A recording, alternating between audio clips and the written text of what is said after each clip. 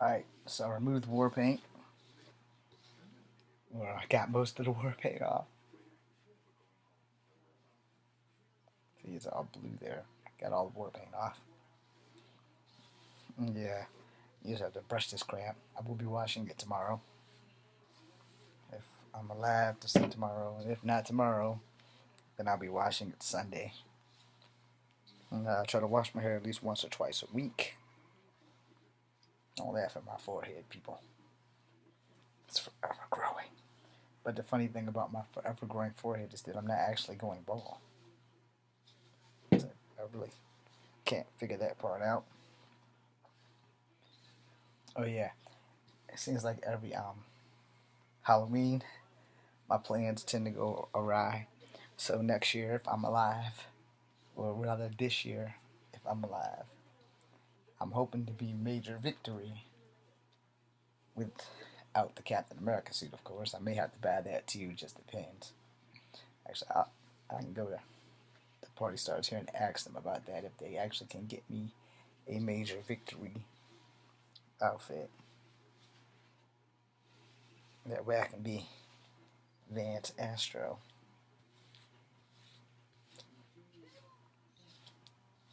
Oh.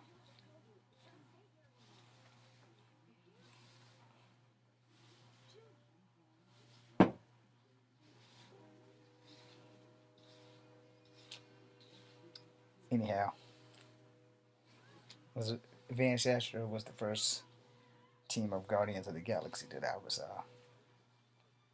referred to, and no, I don't want to be the Winter Soldier. Not that Bucky Barnes didn't go from zero to like totally fucking cool with the cybernetic arm and everything. Just never really been a Winter Soldier's fan, even when he took over as the third Captain America. No, it was not the second. For those who don't know, the second Captain America is a U.S. agent, and his name is John Walker. He was like the same size as Cap, or either a little taller or a little smaller. Can't really remember. I have the cards outside of my shed though. They used to have foul cards. Got them at the comic store or the baseball store. Baseball card, trading stores where they sell you collectibles and stuff like that. I'm shedding a little bit, but I'm not going bald. Unless all of this is coming from the forehead. But anyway, so for the record, I do need to talk to the party starts here because I did order a Captain America shield and that didn't really work out. But I told him to keep it, and so when it does come in, I want it. And usually, when I go out on Halloween, I have so tried to honor Brandon Lee and be the Crow each time. And each time, someone mistakes me for Sting. Alright? Ooh, it's Sting, it's Sting. And I'm like, no, I'm Crow. I'm Eric Draven. And sometimes I even want to do the line. My favorite line is that gasoline I smell. I have a picture. I have to scroll through my phone for it. I do have a picture, I think. I could be wrong. One way to find out.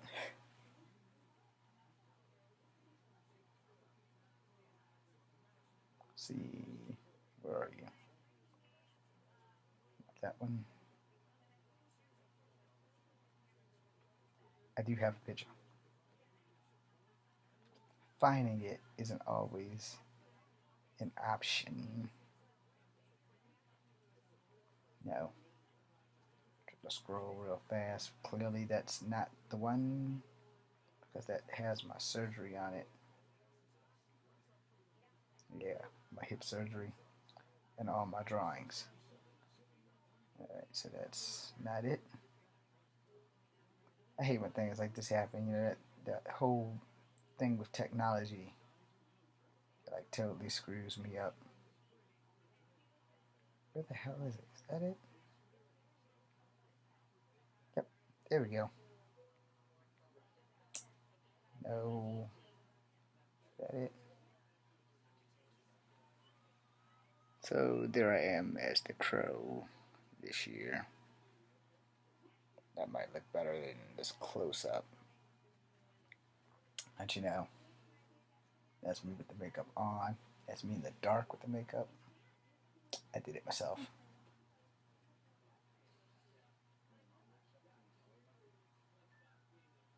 It's a note to my sister. I have no idea why I have that on my phone. It's me again. It's me as I'm taking it off.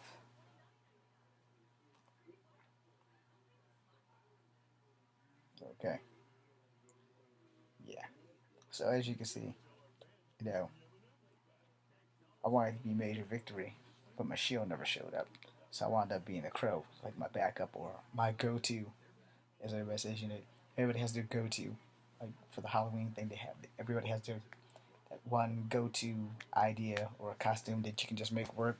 Like for El Cheapo, to be the crow, really all you need is a black everything, black boots, black coat, black hair, black trench coat, black shirt, black gloves. Sometimes, it's kind of cold on Halloween. So, you know, black gloves will do. And if you can get that stuff, get the hairdo and right face paint design, you need to probably do the clothes first and then do the paint. Because you get the paint all up in your hair and everything, and it really fucking sucks trying to get it out. So, when you're being these superheroes or whatever, I don't have the red headband for Vance Astro. I don't have the Captain America suit either, so I probably want to look into getting all that stuff by the time Halloween gets here. So hopefully they will have my shield, and I will be able to get that and the Captain America suit and be Vance Astro. Or I'll be Falcon since he's the new Captain America now, according to the updates and stuff. I haven't really read a comic book since after the Onslaught thing and the Civil War and all the other manifestations did, because Marvel went in a completely, totally different direction from when I actually enjoyed reading it, and I don't really enjoy reading it that much because I don't really care what they do with like heroes that I'm not really thrilled with. But when you change Spider-Man and you put him through all that Clone War crap and who's the real Spider-Man? Was it Ben Riley? Is it Peter Parker? Is it Ben Riley? Is it Kane? I kind of started getting a little piffed. Then they started coming out with Spider-Side, who was way worse than Carnage, and some other things. And, sorry, words with friends. And then, I kind of got okay with that because they kind of brought Gwen back and they started going through all this other stuff. And then, to top that off, they brought Gwen back, and she was living happily ever after. And somewhere along the line, she has her own comic book now, where Spider Gwen or whatever. But for the most part, when it started changing directions with all my favorites, like the X-Men, every X team, they would do something that just made me not want to read anymore. They brought back my girl Danielle Moonstar because they so rarely didn't really have a lot of Native American characters anymore.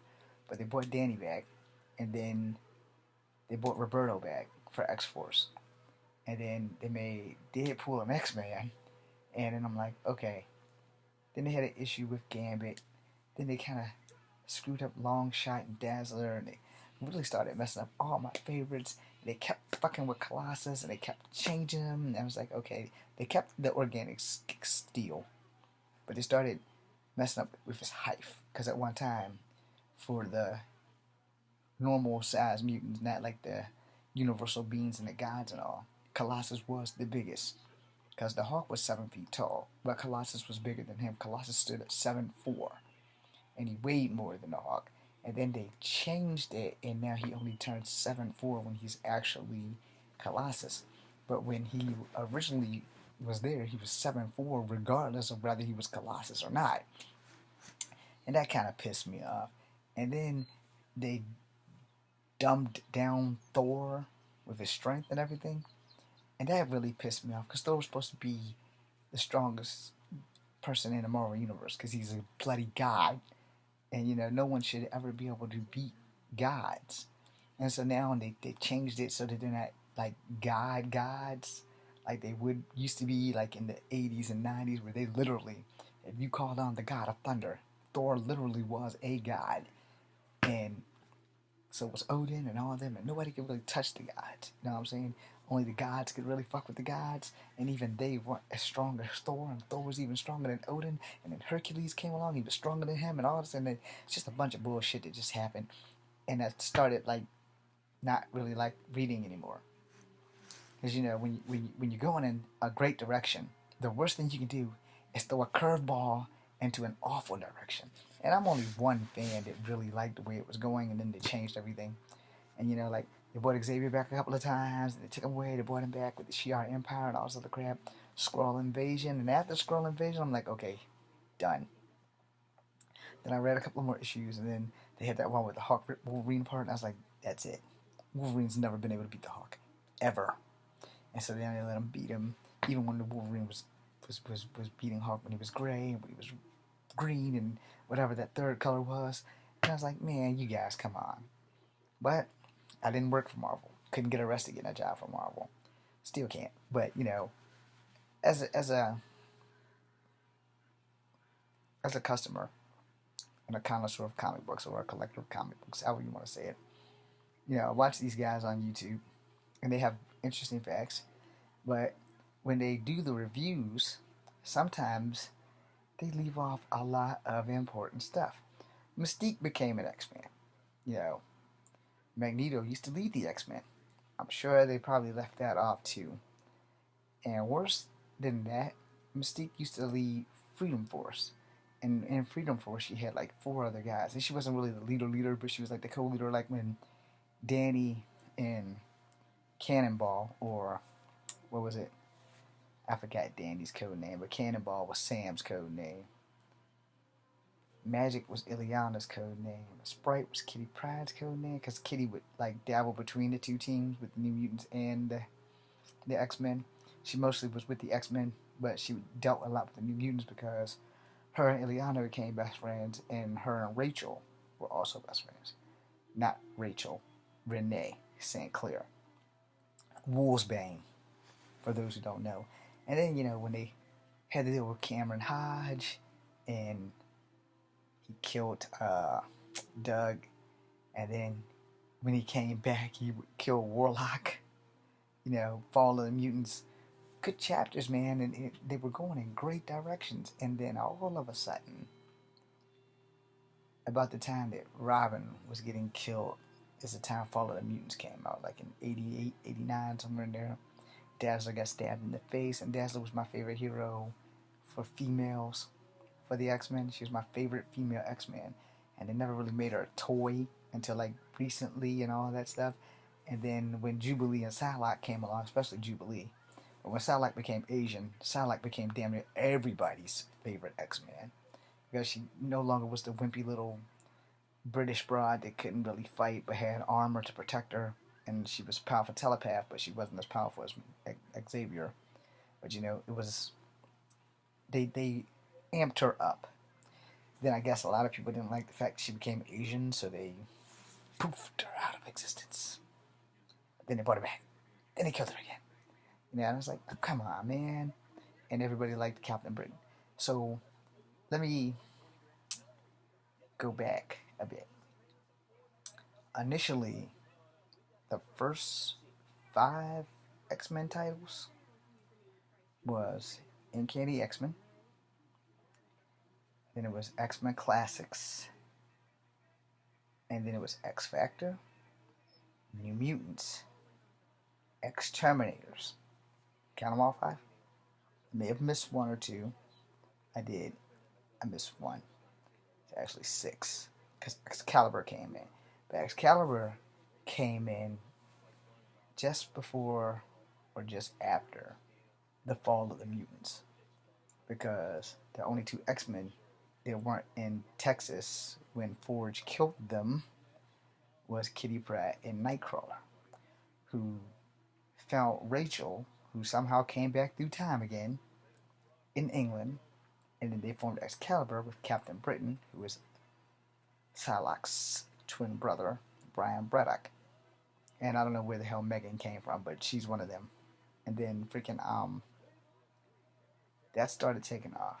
The X-Men had died, and the New Mutants were being led by Magneto, and then he left them because Cable showed up. I don't remember how that exchange went, but I know Cable showed up, started leading the New Mutants. Scott and the original 5 X-Men became X Factor. And then somewhere along the line where all the writers and artists started having all these fights, they started changing stuff. And then the New Mutants became X-Force, which when it happened, it was like a really big deal. But the transition was fucking awesome. And it was like, I think either the 100th episode of New Mutants, where it said, this is the last time that we will ever be called New Mutants. From now on, we're going to do what Xavier never ever could have done. We're going to do the things that X Factor and the X-Men won't do. We're not going to be X Factor, X-Force, X-Terminators, or Excalibur. We're going to be a force to be reckoned with. The X-Force. And that was Cable's words. I probably didn't quote it word for word. So, I'd have to go way back and start digging through my comics to find it. But then X-Force went with Cable and Domino away. And about that time, somewhere 2 or 3 years in, team members started breaking off because Cannonball became an X-Man. And then they changed him because he was supposed to be a High Lord. And then they changed that because a High Lord was supposed to be as powerful as a god, like Thor and all them. He's supposed to be an immortal, and he's supposed to change the world and save the world and all this other crap. And then they totally scrapped that idea, which would have been great because Cannonball finally started getting acknowledgement by fans. Fans finally started liking Cannonball. And it's like, yeah, we like Cannonball. We love Cannonball. Then they started making his powers like, as he has a blast field. Cable taught him how to shoot it out and started like making it become like a projectile, like Scott could do with his eyes and Havoc could do with his arms and all that other stuff. So then after that, they started doing other things with other heroes. But then they took, like, I can't really call him Black. It's kind of racist to call him Black. But then they took Roberto da Costa out, and he decided to go into business. He started taking over his father's business, so he left X-Force, which really sucked. And then Boomer went from Boomer to Meltdown. Then her and Cannonball started having issues, so then she left and started hanging with Roberto. And then she's no longer in X-Force, and she's with him. And right then and there, I said, that's it. I wanted Cannonball and Tabitha to stay together, and they screwed me on that. But to make up for it, they brought Danielle Moonstar back. But at first, she was fighting against them. And then, I don't know how or another, but somehow she decided to join her original group. And Cannonball came back to X-Force. And then he left, and then he came back, and then he left, and then he came back. And then he left, and then he came back. And I think when he came back that time, he stayed. And Danny came back. They fixed that little problem with the 2 dominoes. And then Cable would, like, go in between the futures because he had his own little comic, and then he fought X-Man, and then he fought Strife, and the Executioner song, and all this stuff is just jumbled up, but it's all coming out of my mouth because all of it did happen. It's just not in exact order because some of those comics I still have to go back and find. But Nate Gray was Scott Summers and Jean Grey's child from another dimension, alternate future, whatever, or possible future. I forgot because they both, Marvel kind of started rolling this ball with these possible future things, and then DC kind of followed suit. Now, I could be wrong on that, but from where I stand, because I've read more Marvel than DC, it's highly likely that Marvel did it first. And people who are more DC than Marvel will tell me that I'm full of shit and that DC did it first. Well, I can put it to you this way. When the Secret Wars came out, that's when Rachel Summers first came. And she came back to tell Scott Summers and them what the hell was going on. And she was from a possible future or another dimension. And Scott Summers and Jean Grey from other dimensions have like almost 9 children between them and other people that will start showing up. So this is all around the time just before Robin dies. And the Secret Wars 2 came out during like a year before the Fall of the Mutants or either a year after Fall of the Mutants. But it came out and Rachel came back and she had been a slave of the Warhounds. And the Warhounds came to get her. But then Excalibur stepped in to save her ass. So like I said, you probably gotta go back and try to verify this crap. Which is like well over 20 years ago. So it's kind of hard to find those comics unless you're really blessed and your dad works at a comic store. Well, I'm not that blessed because one, my dad's dead, and two, my dad would probably never work at a comic store. Well, anyway, so if you're going through all that and you like the way it was going, and then they slap you in the face with all this crap, and you're like, what the hell happened? So I'm still a Marvel fan. Don't get me wrong. I'm still a Marvel fan. I will always be a Marvel fan. I love Marvel. I will always be a mutant. And, the main reason why I read them was because of Spider-Man and the X-Men. They were mine. And I did like Cap. I love Cap. But I was more of an X-Men fan because of the racial and prejudice that I faced growing up. And so these superheroes were just like me. They were of different ethnic backgrounds. They faced bullying and all kinds of other stuff.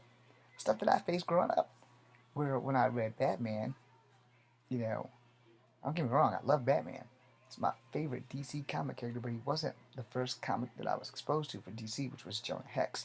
And before I found out I was part Native American, I used to want to be Jonah Hex. Then history kind of made me resent myself on that one. But moving on, Superman, Batman, Green Lantern, Flash, Wonder Woman. Those are people, that I read for DC, like Justice League America, Teen Titans, what the hell was the other one? I can't think of the other name. I don't remember if they had Super Friends, but I know the cartoon used to be on. But there's a lot of clusterfuck problems in that.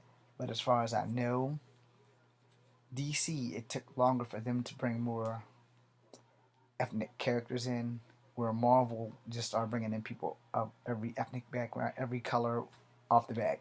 And at first, you kind of don't really catch these things, but when you do, and you go back and look at it, it took a long time for them to have a black Green Lantern. So everybody really liked Hal Jordan. No one really liked Guy Gardner. And everybody liked Kilowog. Nobody really liked Sinestro. And now, they came out a few years back before the New 52s where they had like every color in the spectrum had a Lantern Corps. And then they explain it all, which is good. But I've always liked the Lantern Corps. Especially Hal Jordan, even when he turned bad. But my favorite Green Lantern has always been Kari Wynn. And I think they popped her out of existence. I don't really know what happened to her. And I like Kyle Ryder, or Rayner. But I loved Hal Jordan, and I loved John Stewart. But Kari was always my favorite. And it was because she was like the only female Green Lantern that actually had a lead, if you would, in anything. Well, I have to make a part 2 to this because this is at almost the 25-minute mark. Now, freaking Batman. I love Batman because Batman was an ordinary man, but he was super genius. And he also dabbled in going through time and other dimensions and alternate universes and all that other stuff, and multiverses and everything. So truth be told, I'm not really sure who started all that extra dimensional universe. And as far as I'm concerned, I really don't care.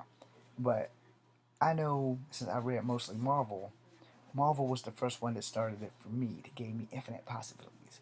So I've always thought, because I touched on this with the sliders thing, that there is a me out there somewhere in another universe, another time, who's living it up. And how I would wish like hell I was that guy. Or girl, because it could be a girl, you never know. But I wish that I was whichever one of me is happiest. And I wouldn't give it back to them. No, I'd take their life. No, I'm you now. That's all to that. Unless it was the girl, because I can't switch genders. So, but other than that, whichever one of me is the happiest, that's the life I would take. Now, Marvel touched on it first for me, and I've always enjoyed it. And then when Sliders actually came out, and Dude met the girl of himself, and they always kept asking him, "Did you have sex with her?" And he's like, "No." And I was like, you know what? That probably wouldn't have happened anyway because same matter supposedly can't exist in the same space. That was some Star Trek stuff. But Marvel and DC both have had the rights to Star Trek and Star Wars. So, if you do your comics, if you go through time, you can find them. And some independent comics also had some Star Wars because I have Deep Space Nine for Marvel and another one for DC. So they all have done it. And then, like Harbinger, I really didn't Harbinger or whatever. I really didn't get a lot of their comics. But I did get a lot of Image comics and stuff.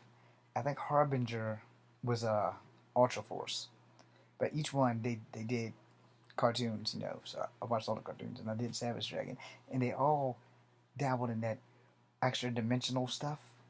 So when you're looking at those things, you're like, what if it really is real? Now I'll tell you one before I close this out and start the second video. My uncle, he used to like always say things, like, what if everything we're reading has happened in another timeline at somewhere, at some time, at some point in time? And I'm thinking, this guy might be onto something. And I've touched on that before, so I'm not going to drag that out. But if it is happening and someone's doing the same video to people in his world or her world, and they're thinking the same thing, and I'm thinking, if we could all glance into each other's lives, how many of us would actually try to breach the veil and try to take that person's life so they can have it better? It happens. Anyway, as I'm closing out, I just want to leave you with this food of thought for this part of the video. If you could go anywhere in any dimension, would you do it? Answer yourself that, or ask yourself that. My answer is hell yeah, because any life is better than the one I'm having right now.